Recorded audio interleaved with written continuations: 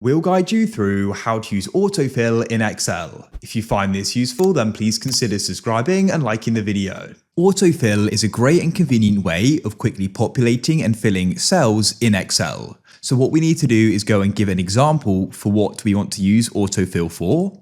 So for example, let's say I wanted a simple sequence of 1, 2, 3, 4. Type that in, 1, 2. Click, hold and drag to select them and go to the bottom right here and you'll see your cursor turns to a cross. Then you can click, hold and then drag down like so and then release and you'll go and see they then go and get populated. You could go and do it for 3 and then 6 for example, and you can go and select them, go to the bottom right until you see your cursor go to a cross and you can then drag down like so. If you come down to the bottom here as well, you'll see the option autofill options, which you can click on and you've got some different options there as well. But you could also do this with text. And then what we can do is go and select them by clicking, holding and dragging, and then holding our cursor in the bottom right. We can then drag down and they'll go and be populated. So you get the idea.